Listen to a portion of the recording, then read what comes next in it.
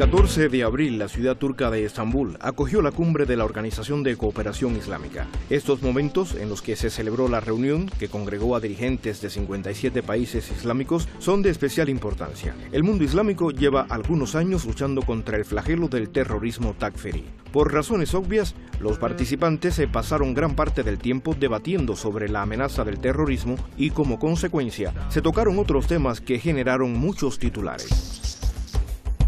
Hola, gracias por volver a estar con nosotros. Mi nombre es Said Purreza. En este programa estaremos abordando con expertos en Medio Oriente los resultados de la conferencia y la forma en que algunos miembros de la organización se confabularon para condenar a Irán. Continúe con nosotros.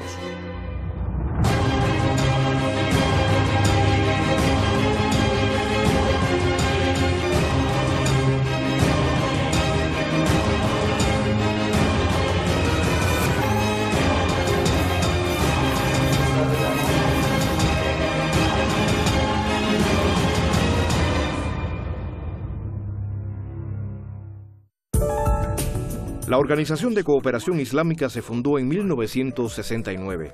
Cuenta con delegaciones permanentes ante las Naciones Unidas y la Unión Europea y se proclama como la voz colectiva del mundo musulmán. La derrota árabe a manos de Israel, en lo que se conoce como la Guerra de los 6 días de 1967, y el ataque incendiario contra la mezquita Al-Aqsa por los israelíes en 1969, instaron a los líderes de países islámicos a reunirse por primera vez en la ciudad de Rabat, Marruecos. El encuentro condujo al establecimiento de la Organización de Cooperación Islámica. Desde entonces, se han venido reuniendo en un país miembro cada cierto tiempo para discutir los últimos acontecimientos que se producen en los países miembros y evaluar los logros y fracasos de la organización. Irán fue el centro de la atención en la cumbre de este año. Arabia Saudí hizo uso de su influencia financiera con algunos miembros de la Organización de Cooperación Islámica para asegurarse que la declaración final del encuentro contuviera párrafos de condena a Irán y al movimiento libanés Hezbollah. Dos aliados regionales en la lucha contra el terrorismo fueron acusados de apoyarlo. Además de los 4 párrafos de condena a Irán, el documento incluyó otro que apuntaba específicamente contra Hezbollah. ¿Cuáles eran las razones? La supuesta injerencia en los asuntos internos de otros países. Por primera vez en la historia de la organización, la liberación del pueblo palestino no fue el punto central y las diferencias entre sus miembros se hicieron tangibles.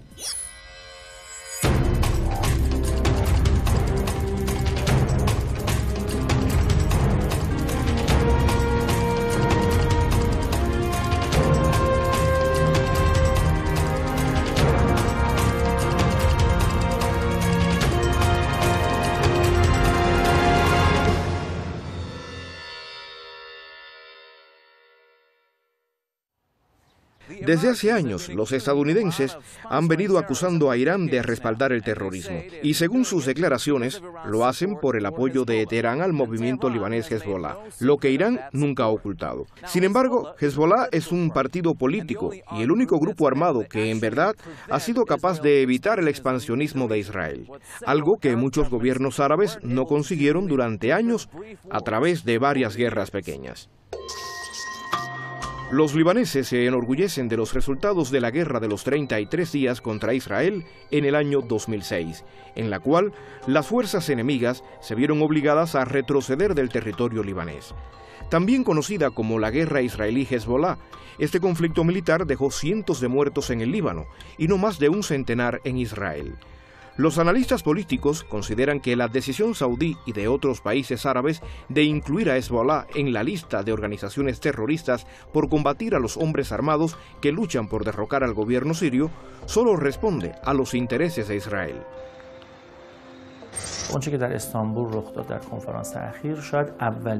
En la reciente cumbre islámica de Estambul se condenó por primera vez al movimiento Hezbollah del Líbano como un enemigo clave de Israel. La Organización de Cooperación Islámica, la OCI, acusó también a Irán de intervenir en los asuntos internos de otros países de la región y de apoyar al terrorismo. Si observamos con atención, es exactamente una medida contra los principios por los cuales se creó la organización. En primer lugar, para respaldar los intereses palestinos. Sin embargo, emite una declaración a favor de Israel, el mayor enemigo del pueblo palestino y también el enemigo número 1 del Islam. La razón de ser de la Organización de Cooperación Islámica es evitar el expansionismo israelí. Medio siglo después de su fundación, la institución parece haber perdido su camino y está acusando al grupo que ha alcanzado la mayor cantidad de victorias contra Israel. Este párrafo de la declaración final provocó fuertes reacciones entre la gente y las autoridades de muchos países, entre ellos el líder de la Revolución Islámica, quien expresó sin rodeos. علیه جوانان مبارز مؤمن در لبنان و فلسطین چه کردند؟ چه کار تونستن بکنن؟ علیه حزب الله در لبنان چقدر اینها فعالیت تبلیغی و عملی کردند؟ تهدید کردند، تهدیدها رو به عمل آوردن. در این حال حزب الله پیکره رشید خود رو در دنیای اسلام داره نشان میده. حالا گیرم که فلان دولت وابسته فاسد توخالی پوک تو فلان بیانیه با پول و دلار نفتی حزب الله رو مثلا محکوم بکنن. خب به درک چه اهمیت داره؟ حزب الله اونجا مثل خورشیدی داره میدرخشه.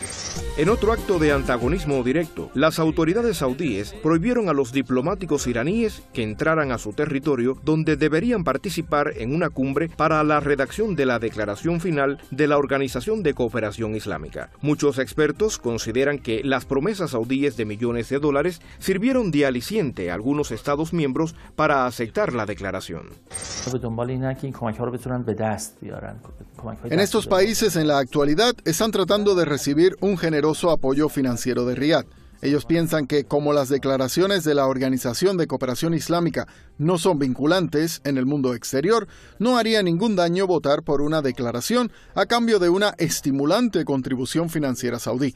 Con el fin de asegurarse los votos de los miembros de la Organización de Cooperación Islámica para la declaración, los saudíes no necesitaron ni la lógica ni hacer cabildeo. Solo tuvieron que mostrar algunas propinas a aquellos países que necesitaban de su dinero para que la declaración, dictada por ellos, fuera aprobada en la conferencia. Las autoridades políticas y militares de Irán han reiterado en numerosas ocasiones que la presencia de fuerzas iraníes en Siria se debe a una solicitud del gobierno de Damasco y que actúan como asesores. Sin embargo, la declaración final de la conferencia, elaborada en ausencia de Irán, acusa a Teherán por su injerencia de Siria. Lo que la Organización de Cooperación Islámica ignoró por completo es la presencia militar turca en el norte de Irak o la invasión saudí a Yemen y la masacre de su pueblo.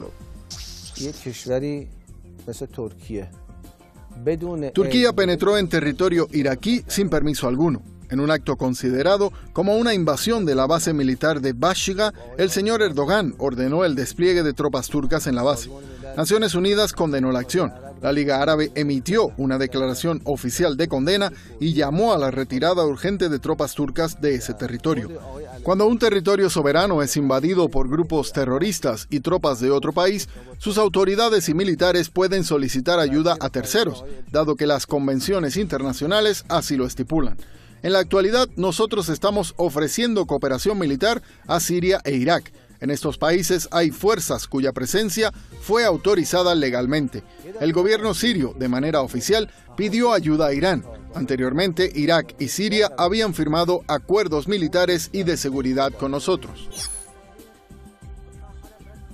Las similitudes entre la ideología takfirí y el wahabismo no es un tema que solo Irán haya destacado. Durante un reciente debate sobre cómo lidiar con el radicalismo, al que asistieron los secretarios de Estado de Defensa e Inteligencia, el Senado estadounidense debatió sobre el wahabismo en Arabia Saudí. su afinidad con Daesh y el papel que está desempeñando en la difusión del extremismo en la región. El congresista demócrata Han Johnson se refirió a la necesidad de abordar los factores políticos internos que contribuyen al extremismo islámico. También planteó una serie de preguntas a los responsables de inteligencia en los Estados Unidos, como es el caso del ex subdirector de la CIA, Michael Morrell, y el ex embajador estadounidense en Siria, Robert Ford. ¿Acaso no es una realidad que el movimiento global yihadista está estrechamente relacionado con las enseñanzas del wahabismo? ¿Sí o no? Sí, yo diría que es su inspiración, en un sentido perverso. Los dos mayores yihadistas son Daesh y Al-Qaeda.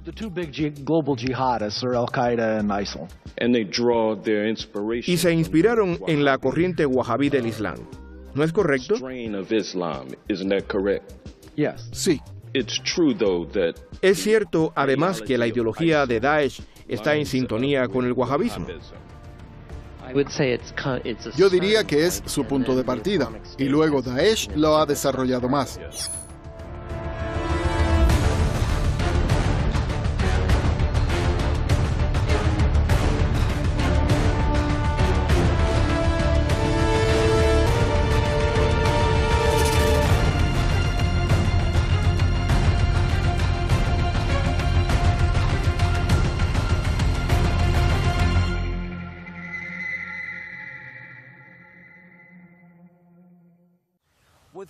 Con millones de dólares en sus bolsillos, gracias a la venta de petróleo, durante años, los promotores de esta peligrosa interpretación del Islam han establecido escuelas religiosas en diferentes países, lo que ha ido creando un ejército de fanáticos prestos a combatir contra cualquier religión e ideología diferente a la suya.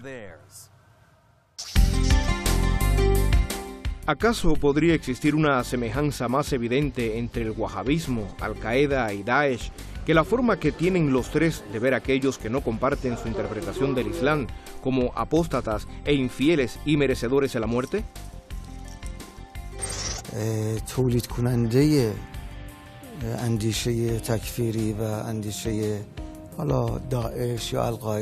Los pensadores wahabíes, de hecho, son los instigadores de la doctrina takfirí que siguen grupos terroristas como Daesh y Al-Qaeda. Hubo escuelas y seminarios en ciudades como Peshawar y algunas regiones de Afganistán donde se promulgaban los pensamientos takfiríes, incluso antes de que grupos como los talibanes existieran.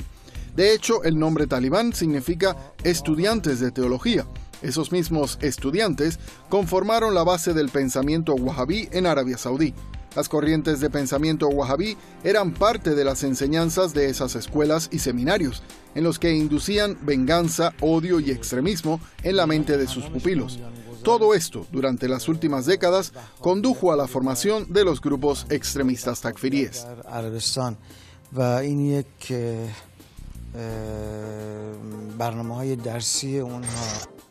Una encuesta de 2014 llevada a cabo en Arabia Saudí arrojó que el 92% de los encuestados contestó que Daesh estaba actuando de acuerdo con los valores del Islam y la Sharia. Además, las familias cuyos hijos fueron asesinados por luchar junto a Daesh aseguraron sentirse felices por ello. Este apoyo puede verse con mayor facilidad en los mensajes de Twitter que se hacen desde Arabia Saudí. Según las estadísticas de esa red social, Arabia Saudí es la primera en cuanto a número de tuiteos a favor de Daesh, seguida por Irak y Siria, que cuentan con la segunda y tercera mayor cantidad, respectivamente, a causa de la presencia de los terroristas en esos territorios.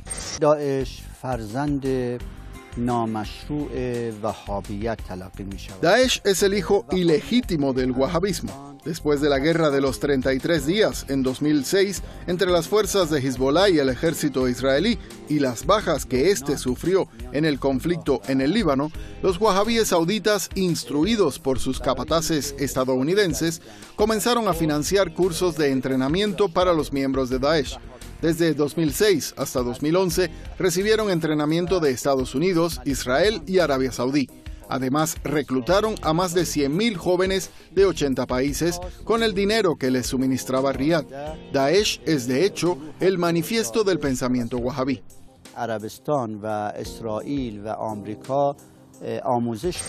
Dos aviones comerciales se estrellan contra las Torres Gemelas del World Trade Center en Nueva York. Los ataques marcaron un momento decisivo en la historia política contemporánea. En años posteriores, los militares estadounidenses invadieron y ocuparon dos países, provocando la muerte y mutilación de cientos de miles de personas, desconociendo por completo la realidad de que el principal patrocinador de los actos del 11 de septiembre era otro. Se desatendió de forma intencional la evidencia fehaciente de que 15 de los 19 atacantes terroristas eran ciudadanos saudíes y los principales medios de comunicación recibieron la tarea de señalar a otros países. You say Iran's the gravest threat. I am telling you what the gravest threat is. I was in Africa in 1998, the embassy bombings.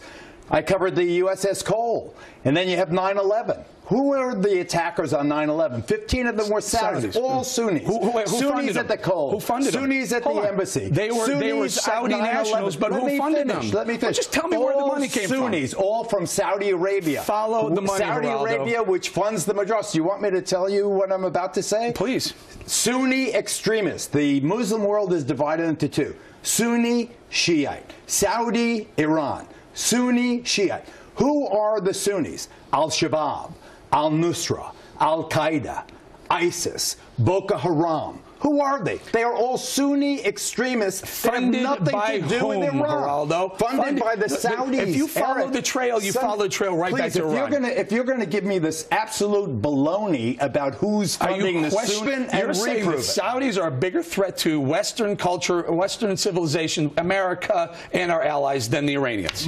Not only do I say that, but I say that the Saudis have bought off so much of America's intelligentsia and political punditry that they have totally conned the world. Saudis are one of our allies, Geraldo. If we ask them, they went to war to eliminate Saddam Hussein. I want them to release the 9/11 report that is still classified, that talks of the Saudi and the Saudi royal family involvement in 9/11.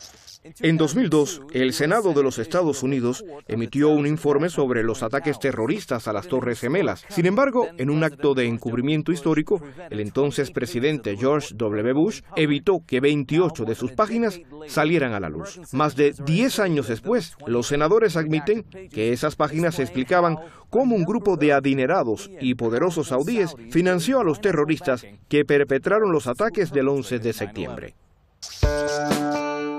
El informe habla también de cómo las organizaciones de caridad fueron usadas como frentes para desviar dinero para esos grupos radicales. Del centenar de páginas de este informe, 28 muestran los posibles vínculos de las autoridades saudíes con los secuestradores de los aviones del 11 de septiembre. Los congresistas estadounidenses, como representantes de su nación, una vez que se habían notificado los resultados a las familias de las víctimas del 11 de septiembre, ordenaron la publicación del informe y de la involucración de las autoridades saudíes en estos ataques terroristas. Cuando se dio a conocer el informe del Congreso, las familias y los congresistas trataron de responsabilizar al gobierno de Riad ante una corte federal para que ésta emitiera una orden de investigación contra los saudíes a causa del incidente.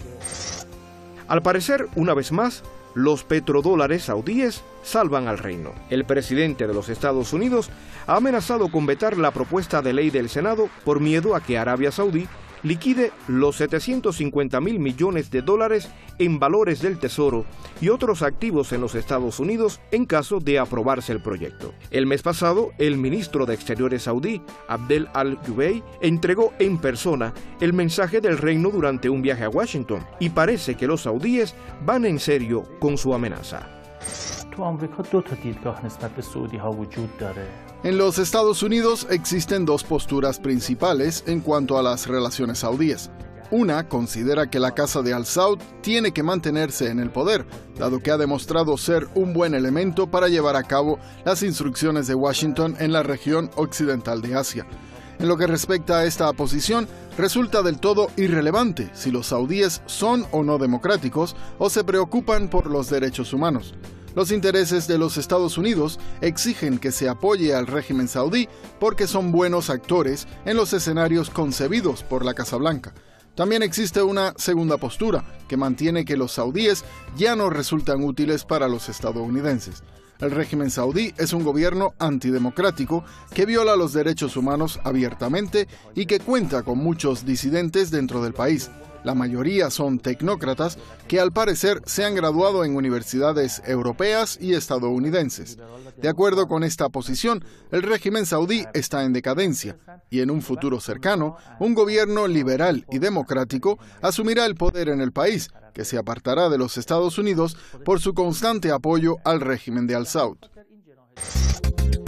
Ha pasado más de un año desde que comenzó la guerra saudí contra Yemen. La devastadora contienda bélica que se desató supuestamente en respuesta a las peticiones de ayuda por parte del derrocado gobierno de Abd-Rabbut Mansur Hadi y para combatir al movimiento Ansarollah en el norte de Yemen, lo que ha dejado unos 8.000 muertos. Hasta el momento, los ataques saudíes han destruido más de 345.000 viviendas, inhabilitado o destruido parcialmente 40 universidades, más de 800 escuelas, más de 600 mezquitas, cerca de 200 fábricas y 59 monumentos históricos. A pesar de todo esto, la Organización de Cooperación Islámica ha optado por permanecer en silencio. Tras un año de consistentes ataques saudíes contra territorios yemeníes que no han tenido ningún resultado, en Kuwait comenzaron las conversaciones entre las facciones políticas en este país, bajo la supervisión del enviado especial del secretario general de las Naciones Unidas para Yemen. Al parecer, Arabia Saudí está tratando de excluir a los hutíes del nuevo gobierno yemení. Los saudíes, en una docena de ocasiones, han violado el cese al fuego. Riad está trabajando duramente para minimizar las exigencias de Ansarollah y ha allanado el terreno para impedir que este movimiento desempeñe cualquier papel en la futura política estructura yemení. Informes sin confirmar indican que, por el momento, Arabia Saudí ha perdido unos 2.000 efectivos en la guerra de Yemen y que gasta la enorme cantidad de $200 millones diarios para mantener esta campaña bélica. De momento no se vislumbra ninguna salida para la guerra en el país más pobre del mundo árabe, en la que Arabia Saudí ha violado reiteradamente el inestable alto el fuego mientras la ONU media en la celebración de las conversaciones de paz.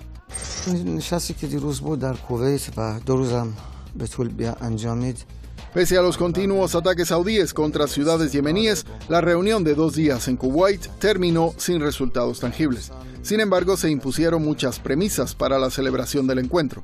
Los saudíes siguen haciendo su mejor esfuerzo para convertir a Yemen en el patio trasero de sus políticas en la región y no escatimarían en la masacre de civiles inocentes yemeníes. El objetivo inicial de la reunión de Kuwait era apoyar a la resistencia yemení.